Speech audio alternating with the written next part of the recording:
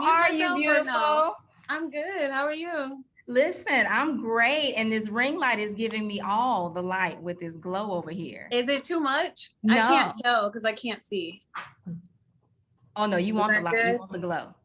Okay. I don't want it to be too hot. I'm too light for that. Is that okay? I can't It looks tell. It's so perfect. weird. Okay. Perfect. Well, All right. listen, so I know we haven't like formally spoken yet, so I definitely have to introduce myself and just kind of have a fan moment for a second and express all the gratitude for you taking the time out to be with us today. Of course. Thanks for having me. I feel honored. Thank you so much. No, it is no problem at all. Now, Hattie just gave a little intro prior to us inviting you in. And of Okay. course, we have heard all about your amazing career of Thank just you. being a multifaceted actress, a producer, an advocate. And that, you know, for those that may be unfamiliar with your background, that you may have seen her on Black AF, you may have seen her on Medea Family Funeral, Dynasty, of which I started watching recently. And Mm-hmm. I had seen you on Queen Sugar and Sisters, and I was like, Mm-hmm. wait a minute, I just saw her. Like, so, you know, you have those moments where it's like, you know, you get to know someone new, you know, that's in the Mm-hmm. acting world and you really, really fall in love with them and their talent. So I have to give props to you where they are due. Thank you. Thank you so much. Thank you. Now, things that most folks are kind of coming into getting to know you about for recently is BT Sisters. Yes. Amazing show. And so we have to shout that out of just being sister to sister, and that you've just quickly become one person to watch, really, really in the field. And Thank you. oftentimes you play a very, very strong role and have played a lot of Mm-hmm. strong role and characters as women. And Mm-hmm. so, with that, do you find that it's more difficult for you to be vulnerable? No, it doesn't. I'm actually, if anything, it's taught me to be more vulnerable because I always learn things through my characters. And what I find consistently when I am playing a strong character, the breakdown happens when they're taking on more than they can bear. And Mhm. so I've learned through my characters, literally every single character, I've learned that, oh, I don't have to carry all this because I'm judging my character. So I'm like studying my lines and I'm like, why did she do that? Like, why did she add one more thing to her plate? Wait, why did she tell the truth in this moment? Why? So I'm learning through my characters. So actually it's made me a better human all around because I'm like in looking at my characters, I'm like, wait, how can I be a better person? So I'm very vulnerable. My friends will tell you I will cry at the drop of a hat. I will say I'm offended by that. Like I will say I'm honest. I'm like, that hurt my feelings. I know that wasn't your intention, but that actually made me sad. Or if someone's like, hey, can you hang out? I actually need a me day, but I appreciate the offer, but also no. So it's helped me create boundaries. It's helped me to become more vulnerable, and not feel like Superwoman and continue the strong Black female trope. I refuse to do that to myself. hmm And so, you know, Mm-hmm. I remember your character, Andy, so Mm-hmm. well. And, you know, she's just so well put together. You know, she's a high Mm-hmm. powered attorney. You know, she Mm-hmm. essentially has a shit together, right?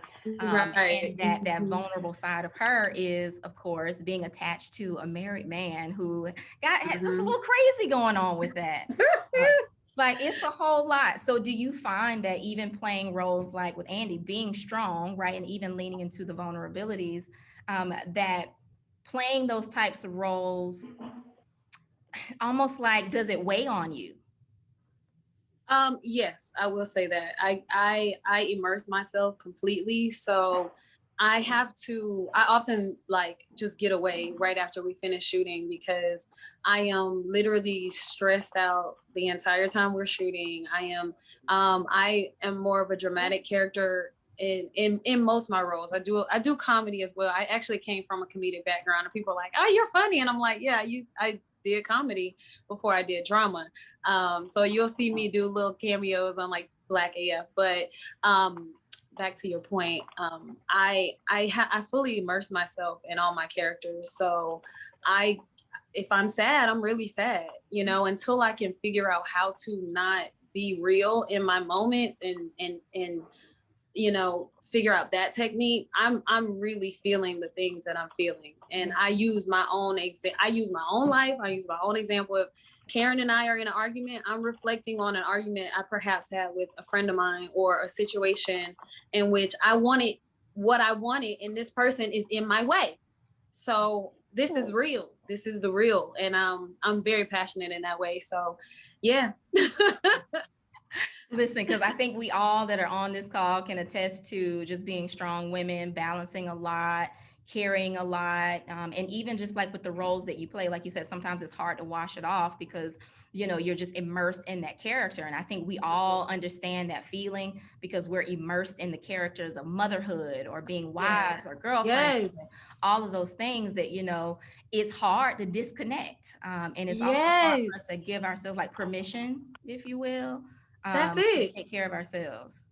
That's it. It's releasing this obligations to yourself. I was talking to my friend yesterday, and she was like, I made a rule for myself that's not serving me anymore. I said, well, you got to let that rule go. In this particular moment, she was like, I don't go back to my exes. And I'm like, okay, why did you make that rule? And I'm like, have you ever talked to a married couple where they split and then they come back together and they're happily ever after? You know what I'm saying? Yeah. And she was like, I don't know why I created that rule. I was like, you got to let it go. We really do. We create this standard, and it's like, if it's not serving you anymore, then let's figure out how we can release it in something that's going to better serve you. Mm-hmm. And I know I always say, try not to live your life in the rearview mirror. So I definitely understand kind of what she may be trying to say, but you also don't want to kind of like cut off something that maybe it just wasn't your time and your season with that. Or maybe you had to learn your lesson, and maybe you can come back to that thing. I mean, it's so many things, but making these hard, fast rules for your life, it just doesn't work that way. I think that we have to be amiable. We have to be flexible. We have to flow. We're 70% water. So why would people feel like they can't move like water? I know so many people who are judging themselves for their past mistakes. It's like, that was the space you were in. Let it go. You've evolved. Now learn your lesson. But you've evolved, you're grown, and you are growing. And you'll end up torturing yourself. You live in this purgatory of shoulda, coulda, wouldas, or I just don't do that. I don't know why, but I just don't do it. And that's just not how I move. And it's like, okay, is that serving you? Do you feel better because of it? No. It's like, okay. Okay, well, all right. You know what I mean? Sorry, that's so let me ask you this, right? So you were talking about lessons. What is one of the larger lessons that you've learned and kind of just transitioning from being from Tallahassee, going to school at Florida State, to moving to LA, to Atlanta? What is one of the largest lessons that you've learned? Oh my God. The largest? Oh, it's so many. Let's see.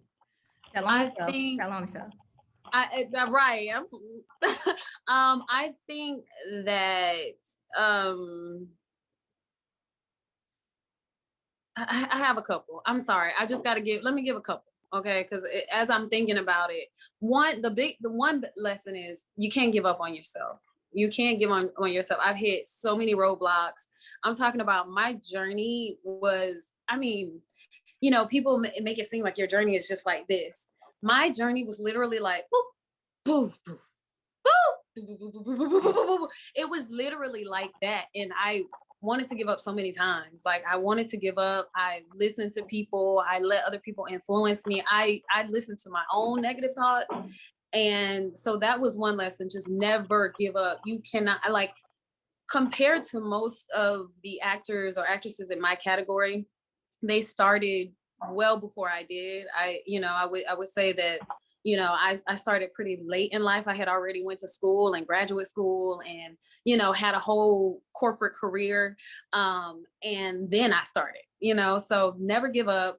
The second thing to be more flexible. I had to learn how to be more flexible. Coming from the South, I really had these preconceived notions about what life was supposed to look like. I would get into these relationships because I'm like, I'm ready for marriage. Like, I'm 23 years old. I'm supposed to be married right now. I'm supposed to start a family right now. You know what I mean? And I would get into these relationships with the goal of being married, and I wasn't ready. I didn't know who I was. This person didn't know who they were.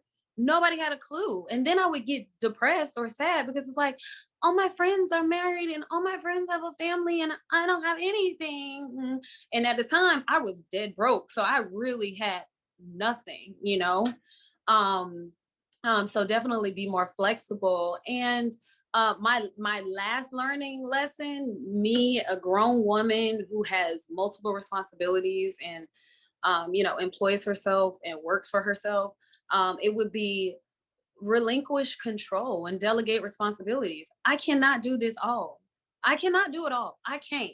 And I used to want to do my taxes and act and study my lines and pick up a new trade and get a hobby and work out every day and cook my food and learn new recipes and hang out with my friends and, call my mom every day. And it was just all these things that it was like, okay, you gotta let some stuff go. You gotta have somebody who could do these other things for you, or just take them off your plate completely. Because trying to be Superwoman left me depressed and literally like having a mental breakdown. I had a mental breakdown several times because I was just like, I can do everything. So just relinquishing control. I'm sorry. I will talk to the cows come Listen, home. it's So let me okay. try to Listen, wrap it I'm up. here for it. No, My I'm here for it. publicist is And I always know the like, ladies are KJ, too. 1 minute. No, I'm I'm like, absolutely here for it. And so even talking about mental breakdowns, my mm-hmm, background is in mental health. And so I have a mm-hmm, private practice here in Florida. And that has definitely been a very common narrative, particularly prior to COVID, during COVID, it'll be there long after COVID.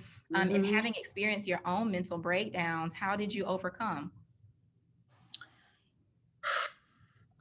Okay, so I am blessed enough to have a best friend who's also in the mental health field.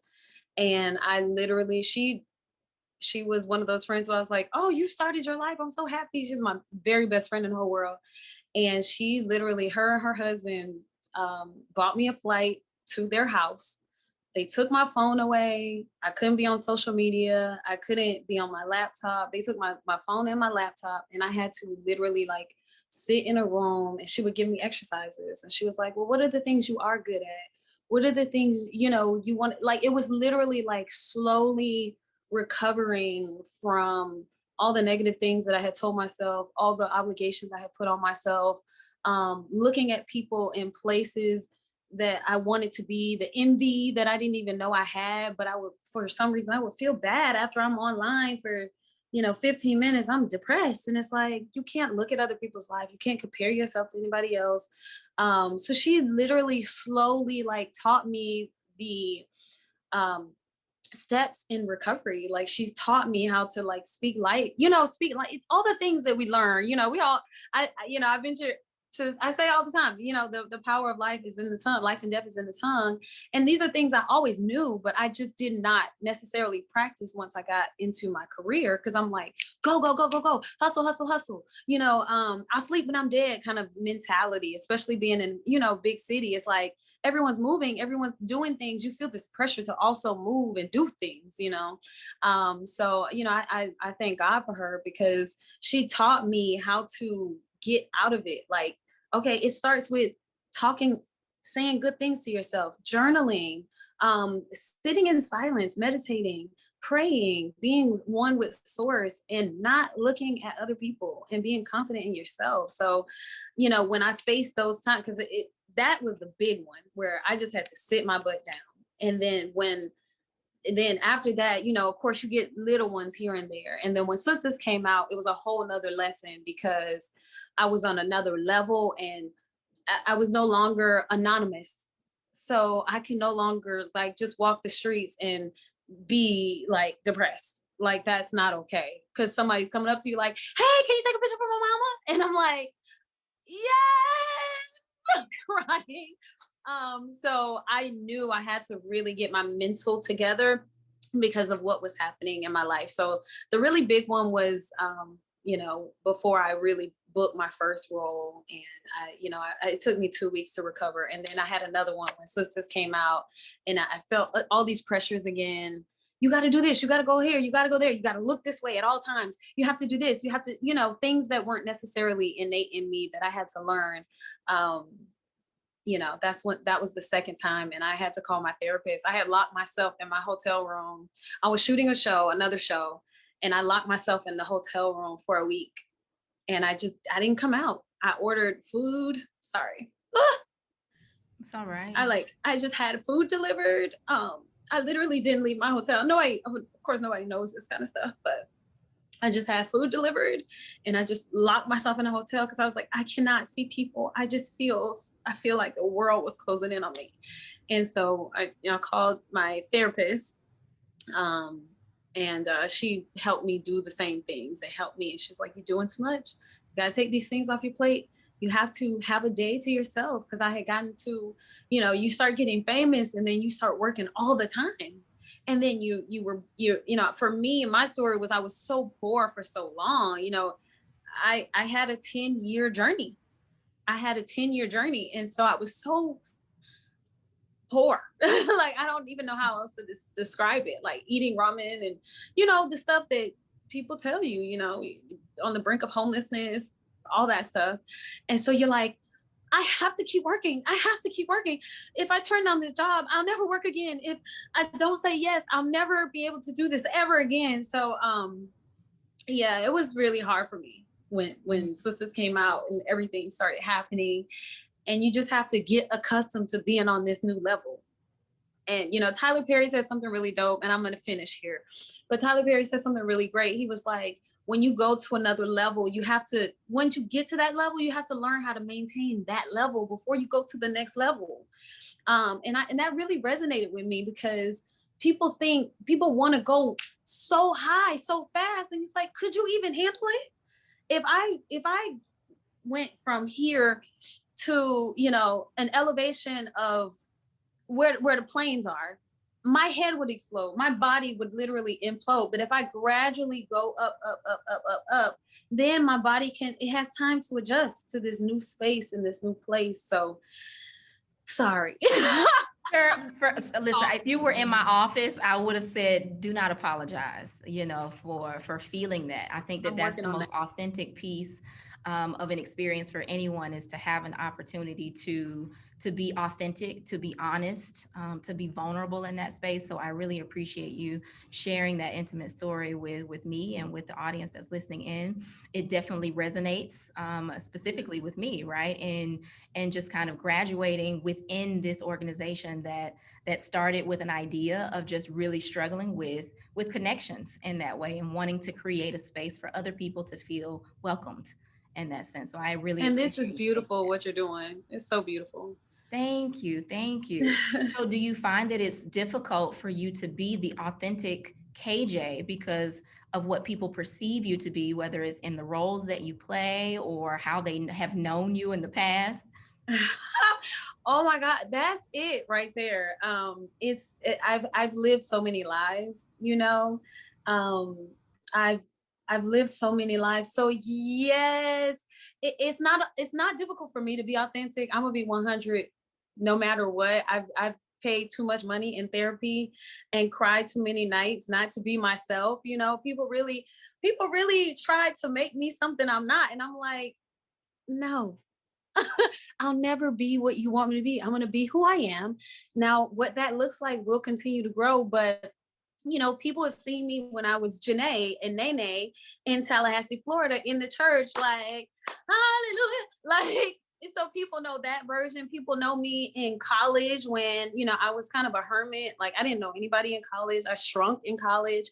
And people know me as like, okay, she was in corporate America. She was she was trying to do her thing. And people know me, and, and people know the broke KJ who was out here hustling, doing every web series she could touch and trying to do an Instagram video here and there and just running around, who had low self-esteem, who was stressed out, was depressed.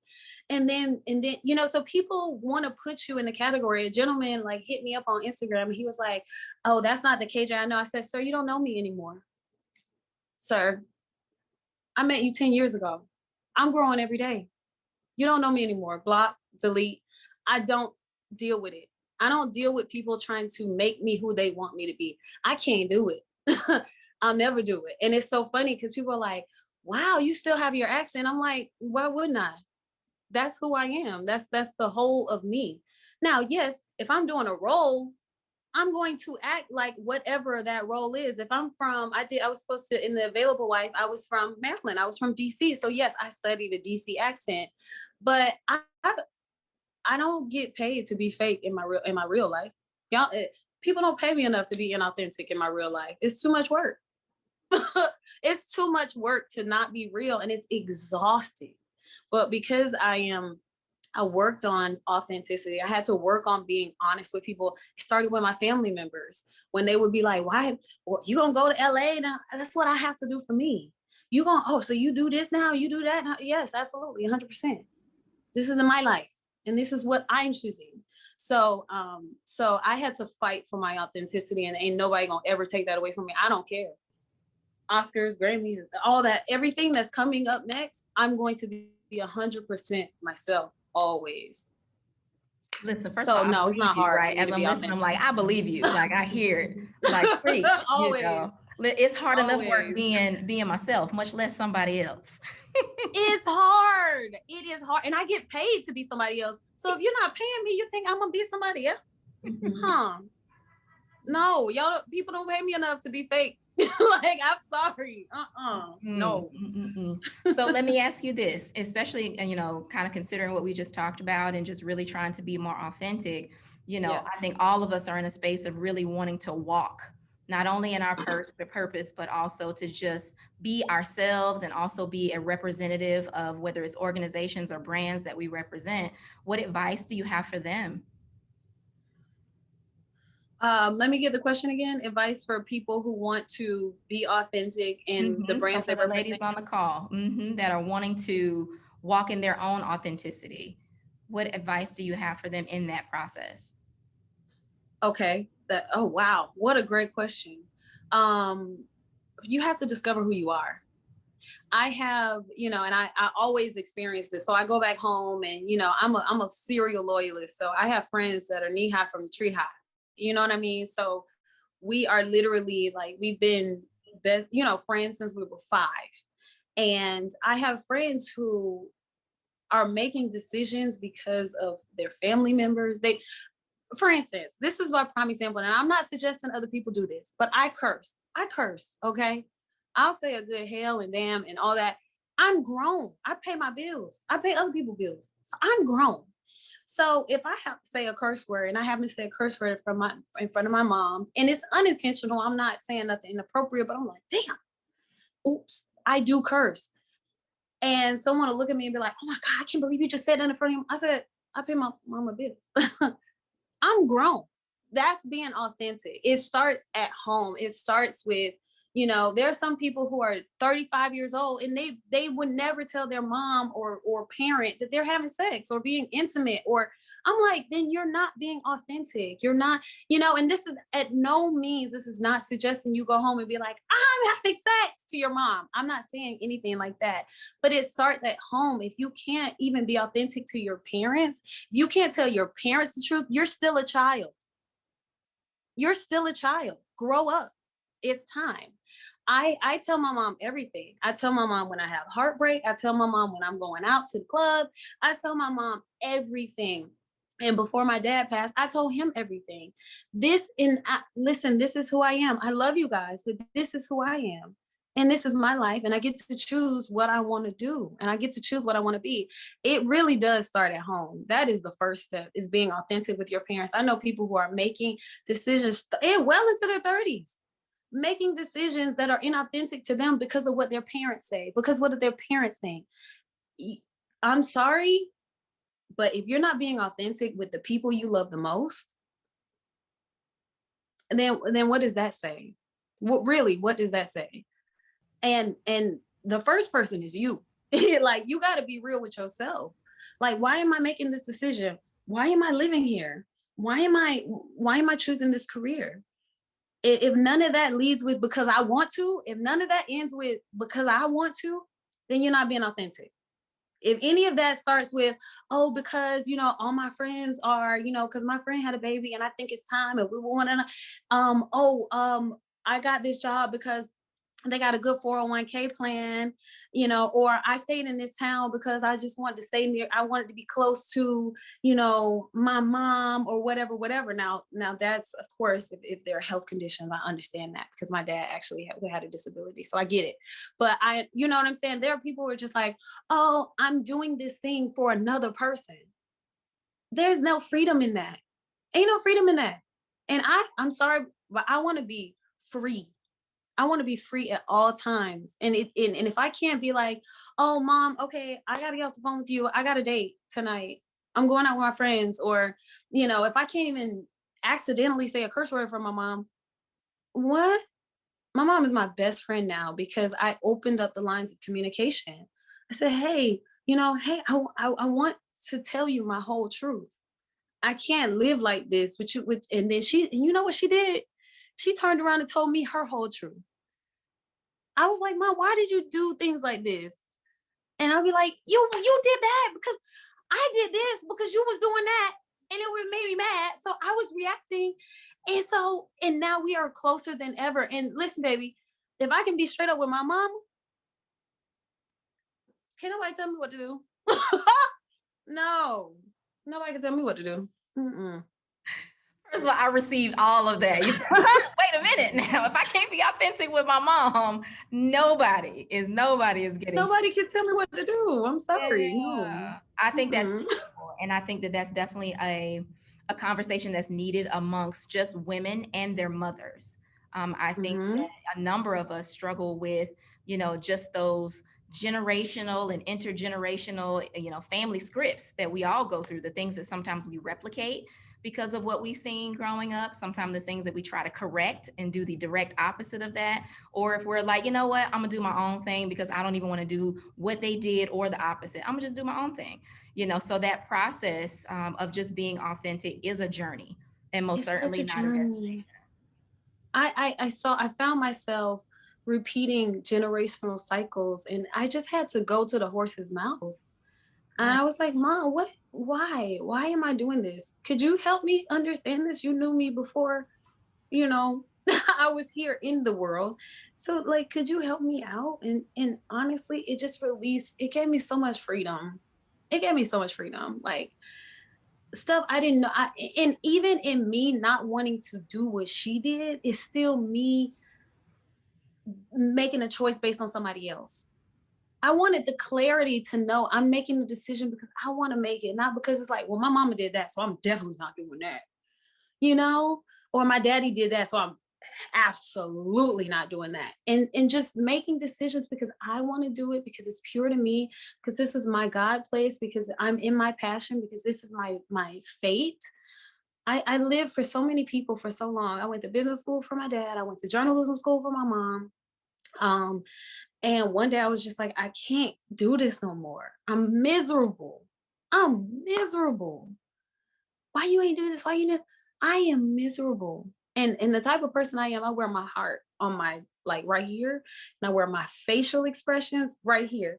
So I'm at work like I will quit on y'all. I don't like it. I don't like this. You know what I mean? Like, don't get this with. I'm still KJ Smith, Kanishia Smith from Tallahassee, Florida. I don't want to do this. I don't want to do this. I don't like it. And people were like, but you know, this is a good opportunity and it'll get you to the next step. So I can be making $1,000 more. I'm out of here. I quit. I didn't quit so many jobs. I didn't quit so many jobs. Ask about it. I literally wish my mom was here so she could tell y'all. You know, listen, I definitely understand that. You know, I've had a number of jobs myself prior to private practice, and I just knew And that I was. congratulations on that. Thank you for that. I know how hard it I is. wasn't a person to really work for someone else, and I figured that if I Mm-hmm. started working for myself, if I had an issue with that, then the problem was me. Mm-hmm. Yes, true. Well, you know, True. and just stepping back, right? You're from Mm-hmm. Tallahassee, Florida, and we have a Mm-hmm. lot of Seminoles on this call. We have a lot of people from Tallahassee Where are on my the rattlers? call. So I want to open up the floor to our audience for them to ask you a question. Does anyone have a question? If you'd like to raise your hand, and then we will go down the line, and then we'll let Miss KJ resume her day. This is so fun. It's like the easiest interview, right? It's like you don't I have to love it. yo girl, like nothing. I love this. I don't know. I can't. How do I look? Do I look and see the questions? Take a look. Or do people just come on? So let's do this. If someone has a question, just unmute yourself.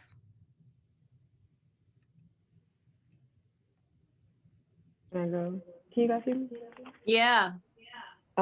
So what helped you make that like jump from working in jobs or careers, like you said, that were for other people to finally saying like, I'm gonna do what I want to do for myself? What helped you make that transition? Or what was there like one pivotal moment where you was like, okay, I'm quitting this job and I'm doing what I want to do?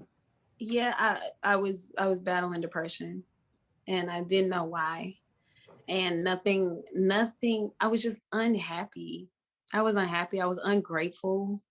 I was I kind of got sick of my own fear. You know, it's fear is really tricky. It sneaks up on you and you don't even know why you're making decisions until you like step outside yourself, you know. So I think I just really got sick of my own fear. um I would kind of get close to a career in acting and then run, or I would do something that would put myself out there, and then if I got rejected I would just cower. I did it in college. I could tell you how many times, you know, like, you know, I would audition for something. I like did a modeling troupe in college and I had a really bad experience, and that's another story for another day. I had a really, really bad experience, but the long and short is I felt rejected and insulted, and so I disappeared. I literally, like, people were like, did you really go to Florida State? Because, you know, it's not a huge population of Black women at Florida State. So everybody knew everybody. But I was like, I'm out because I got rejected, like, in a way that I couldn't handle it. And that's not how you can't function in life, because rejection is a part of it. If you do a job interview, you're gonna get rejected. If you do, you know, it's, you know, if you apply for college, you may get rejected from a college. You may get, you know, you have to be comfortable with those things. And I don't know if I had gotten really comfortable with myself. And so I was scared a lot. I was terrified. And so now when people are like, gosh, you're so confident. And I'm like, I worked so hard. I better have some confidence. I done been rejected so much. I better have some confidence, honey. You know, I got sick of my own stuff, and I said I had to make a change. I had to make a change. So that's what happened. And you'll do anything when you're sick of your own mess. Okay. Does anyone else have a question? Feel free to unmute yourself. Is that a baby? Not your baby. That's Cadence. I think you know Cadence, KJ. Hey, Cadence. Hey, Lanier. Katie Butts. I have a question. Oh, Hey, cousin. What's up, cuz? I have a question for you. So I'm probably one of your biggest fans. I watch everything you're in. And I'm your fan too. I be loving your TikTok. I love them. So I noticed a lot of the roles you play are very successful, like, or well put together women, like The Available Wife, Queen Sugar, Dynasty, and now Sisters. You play like very well put together woman. And do you find it easier for you to play those roles? Like, does it relate more to who you are in real life, or do you find it easier to play roles that you have to really study? Like, for instance, The Family Business, you play this badass like assassin, and like I look at that, I'm like, oh, that's like my alter ego. Like, is it easier for you to play those roles, or easier for you to play roles that you probably could relate more to? I think because I'm not as okay. First question is, no role is easy, but it's easier if I were to say a role is easy, it's easier for me to do my more comedic roles that are not similar to my personality, because I can be somebody completely different. I can use my imagination. I could play. I can have fun. Sasha Duncan is fun for me because that's not who I am. I mean, yeah, I'm a badass, but that's like, I'm not an assassin and I'm not a nymphomaniac and I'm not like those things, you know? But I would say like Rose, I think the reason why strong Black woman is my niche is because I am that. Like, I really am that. But it looks, in KJ Smith's life, that looks differently than it does on TV. So me being a strong Black woman in my life is, I'm not doing that. No. And then it's the end of the phone call. On TV, it looks like, why would you ask me to do that? Absolutely not. You know, because it's a, you know, you gotta have the drama. You gotta, you know, you gotta have a little bit of the drama. But I 100% relate to every single, like Corey Rux, for Nicole Wright, for Andy Barnes. I love those roles because honestly, they me. They are me. They are versions of myself that, and that is why when I play those roles, it's helped me become a better person, because I was like seeing myself on TV and I'm like, oh no, I don't want to be that person. I don't want to be that person that I see, and I would get them and I'm like, oh yes, this is me. Let's go run it. You know, but then I would have to face myself. And that's why it's harder, because I'm like, damn, I do the same exact thing. Dang, okay, I gotta change that part of my life. I gotta, and that's why, you know, people are like, oh, actors are so fake. And if you are a good actor working on your craft, you can't be fake, because these roles force you to dig into who you really are and to know your truth. Because when you're acting, you're supposed to start with a blank canvas and then start putting on the layers. You know, I can't start with my trauma from my past unless it's serving this new character that I'm playing. Now I could dredge it up and be like, oh, this character also faced the same thing, so let me bring it to the forefront. But if I'm starting there already, then it's not going to be a good performance. It's not going to be, because you're supposed to start with a blank canvas and then add to the character. So to answer your question, it's easier to do like my more comedic roles and like Sasha Duncan and things that are completely just not me at all. But Andy Barnes, all everything except for marrying dating a married man, we have a lot of similarities. Like, you know, just trying to be strong, just try and make sure your friends ain't worried about you, and you know, you kind of pick and choose the part of your life that you want to share with your friends, because you don't want them to, you know, that whole thing. I used to do all of that. Andy Barnes has changed my life. I'm not even gonna lie. Like, being her has helped me just be more honest and more authentic and work on my friendships. I even was watching the show and I was like, this woman more concerned about a man and hasn't checked on her friends once. And I did that. If I'm being honest with you, I would get into a relationship and be like, bye y'all, I'm happy. And then 6 months later, I'm not even with this person no more. And who was there to pick up the pieces? My best friends. So Andy Barnes has changed my life in that way, you know. So sorry, I know that was long-winded. No, I'm sorry, girl.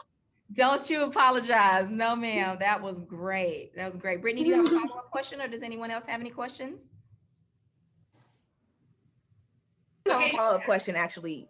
Since you said that you like playing those out-of-pocket roles that you have to think of your imagination, what role do you want to play that you haven't played yet that could be like, you know, your dream role, basically? I got two.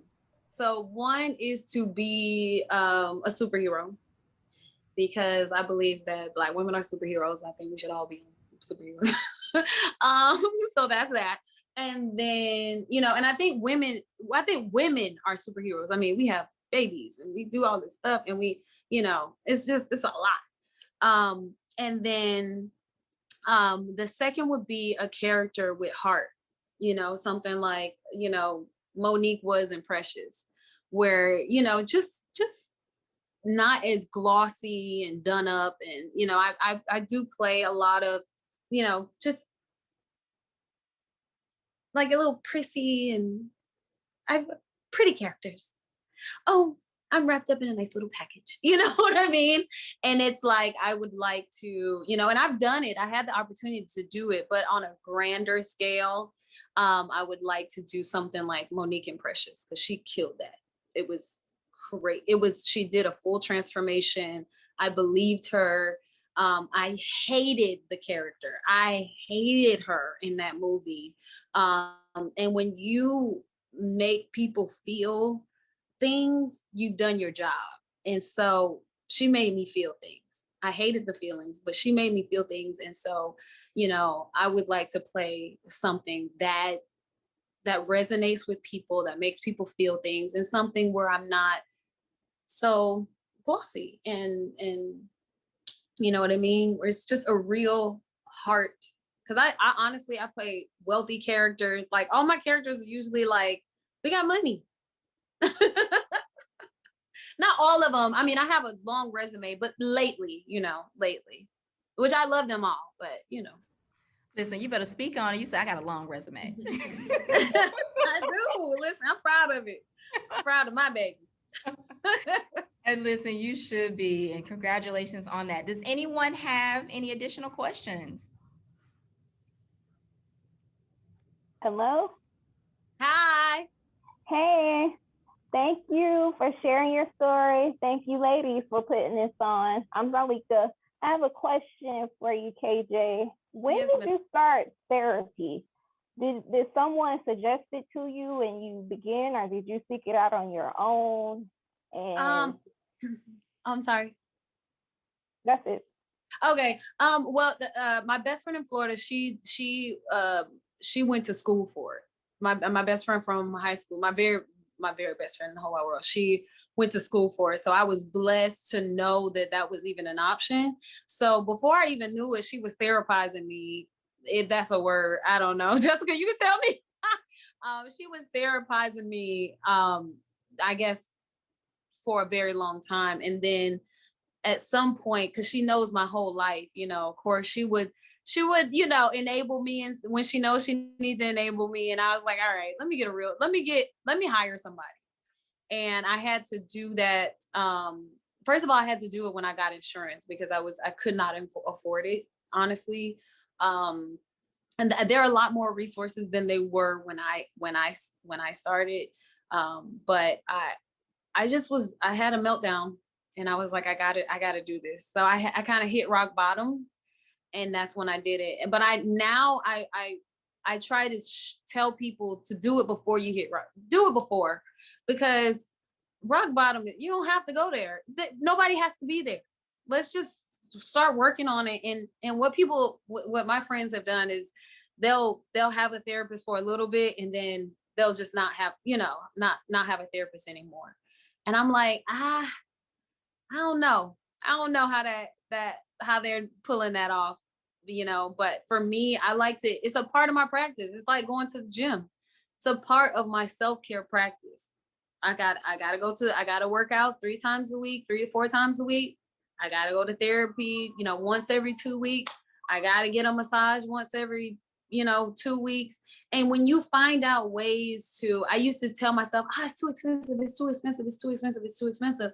But now I'm seeing resources on my Instagram that's like $20 an hour, $30 an hour. And especially with COVID, it's made it so that you can do things virtually that are just like, it's really been really cool, because the element of having to leave your home, because when I was having a mental breakdown, you think I wanted to leave my house and sit on somebody's couch? Absolutely not. I wasn't leaving nothing. I wasn't going nowhere. I sat on my couch and I called her and we talked it out. So resources have changed. I'm not really familiar with the landscape right now, but I had to hit rock bottom in order for me to go to therapy. Shout out to her being at work. I saw the MD title over there, girl. I know. Respect. Nice. And I'm at work. Thank and you. I'm at work. Thank you. So actually, thank you for that question. A little bit, Hattie. Hattie just transitioned from being here in Jacksonville with us to a national platform. Congratulations to her.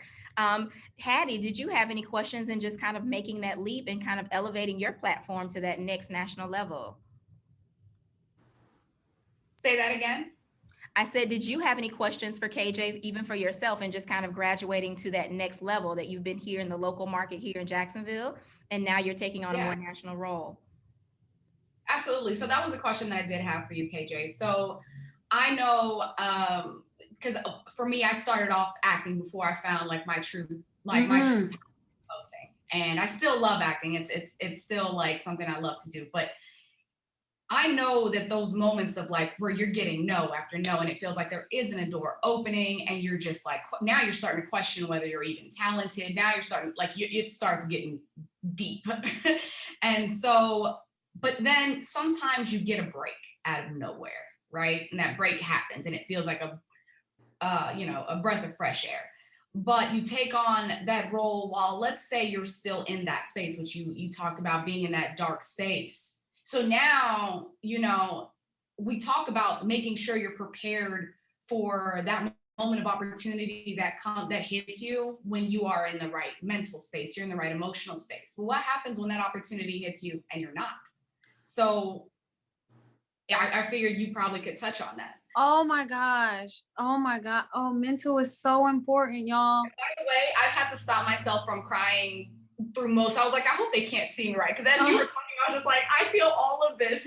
I mean, we're all connected. We all have these experiences, and it's like, man, I when you were just saying that, I literally was talking to my homegirl yesterday about an opportunity that I had, a big opportunity on a big show that everybody has seen, and I was not in a space to receive it. I got the job and I showed up on set and I did my job, but I was insecure. And it was very like lacking the je ne sais quoi that you need to show, to really shine. I know exactly what you're talking about. People, individual it factor. Yes. And people feel that. They're like, okay. I mean, she looks the part, but there's something, when you hear, especially in our careers, you hear this, I don't know what it is. It's just not, it's not really resonating with me. And it's like, because that person is not whole here, or they're not, in a good space here. And so you can't, energy don't lie. You can, people say, fake it till you make it. I say, no. Heal so you can flourish, because faking it till you make it will get you in the door and you will ruin it. And like I did, I dropped the ball on an opportunity because I didn't believe in myself, and people feel that. And so, healing was so important. And I think that was really the pivotal moment in me discovering, like, it doesn't matter how I look. I can have a brand new outfit on, get my hair done, have my makeup, be slayed, and you show up and you're empty inside and you are on the brink of crying and depression. It's almost better to stay home, because now you've spread that energy, and that's people's first impression of you. So I've done it before, and it's awful. And so even when, like, if I know there's an opportunity coming up, I am like, okay, I got to do my self-care. I got to make sure I'm in a good space, because, I've made so many decisions when I was in a bad space. And now I'm like, okay, don't make any permanent decisions. You're in a bad space. Wait 24 hours before you do this. You're in a bad space. Don't buy that. You're in a bad space. You get impulsive and you get stressed, and you get irrational and you get erratic. That's what I do. Those are the things that I do. When I get triggered or when I feel depressed, I get erratic, I get irrational, I make impulsive decisions, I buy things that I don't need, or I just shut down. And it is really harmful to the longevity of your career, because what do you have is your name. What you have is your name. I have gotten jobs because of my name. I have not gotten jobs because of my name, because one person had a bad interaction with me, and that person may have been valid, because I can't honestly say that I've been like on the up and up and chipper every time I've interacted with every single person. And it's unfortunate, but that was my past, you know?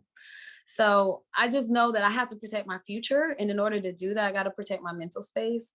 In order to do that, I got to create boundaries. In order to do that, I got to be authentic to myself and honest with myself. Thank you for that. I think we all felt that one. Thank you for that. Thank you for asking that question. Listen, I don't know if you intend on doing motivational speaking in the near future, because these little gems that you're dropping, darling. Listen, thank you. There means a lot coming from you. And listen, as I'm looking at the video with everyone on the call, I'm looking at everybody's facial expressions and gestures, and like, ooh. It is beautiful. Now, does anyone else have any other questions? We don't want to monopolize your time, darling, but we're so excited, and it's so much good information.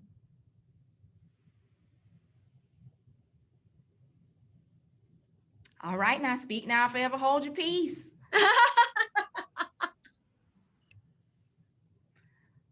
All right. Well, if no one has any additional questions, KJ, I really, really appreciate you taking the time out to speak with all of us, to pour into all of us, pour into me. I'm super grateful. I will say with 100% accuracy that you do not look like what you've been through. And so I charge everyone, right, to just lean into everything that you shared today, because it's all about like your concerted and your disciplined efforts to preserving yourself. And not always about like what you say yes to. Sometimes it's about what you say no to, and that those boundaries are beyond important. Like today is all about empowerment. And like empowerment isn't just about the sisterhood in the community. It starts with you. And it starts with what you do for yourself, because you can't be that to other people when you feel sour yourself on the inside. So KJ, before we let you go, do you have any last or parting words that you'd like to share with anyone?